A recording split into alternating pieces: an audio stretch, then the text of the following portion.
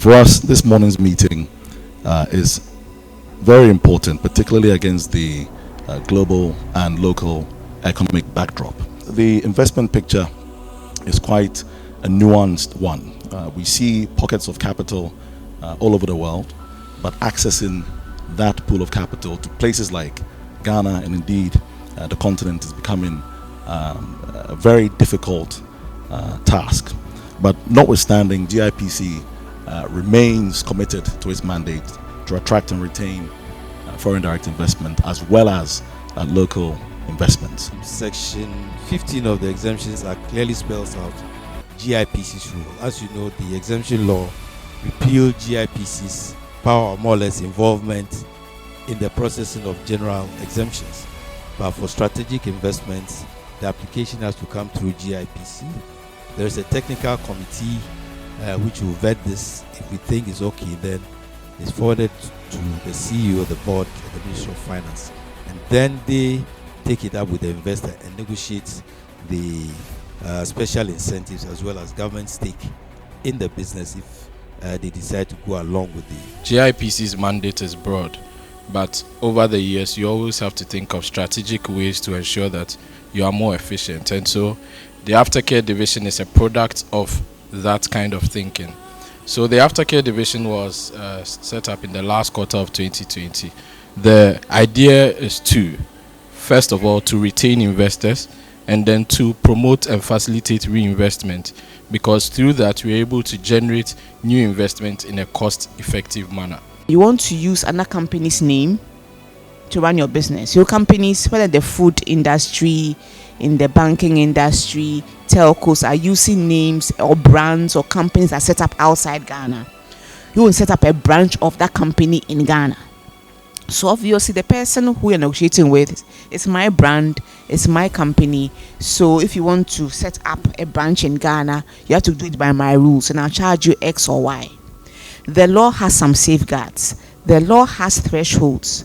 It doesn't give you specific. It doesn't say you can only charge $1,000 or $5,000. It says you can only charge up to a percentage of the net income or net sales of the company.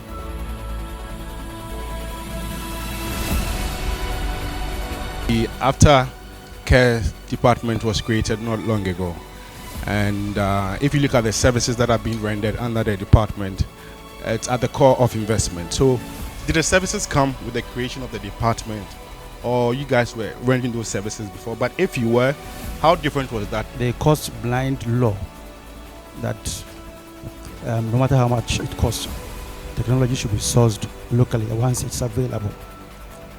I don't know the motivation. I don't know if you can help us with why it is so, even for the investor, if it doesn't make economic sense to source locally. The aftercare division has been in establishment since 2020, right? And even before then, they were doing the work.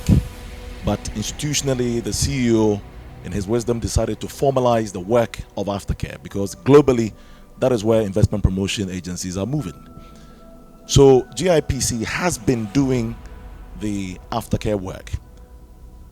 Director of Investor Services is here. That was part of their mandate before. The legal division, as part of resolving legal issues and removing bottlenecks, legal bottlenecks, was aftercare and is aftercare.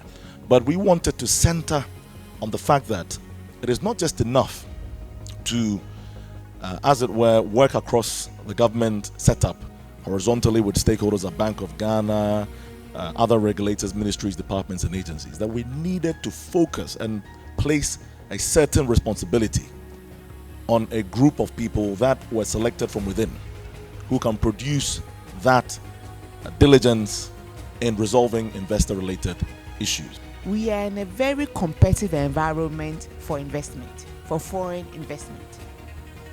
We're not the only country who's looking for foreign investors.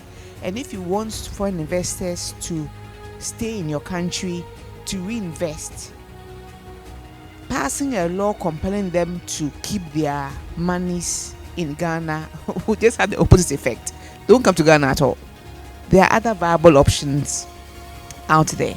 If you want investors to stay, you should create the enabling environment in your country to attract them to continue to invest. And don't forget, the main point of making an investment is to get returns. So a cardinal rule of investment is that where I invest should protect my right to transfer my profits out of the country.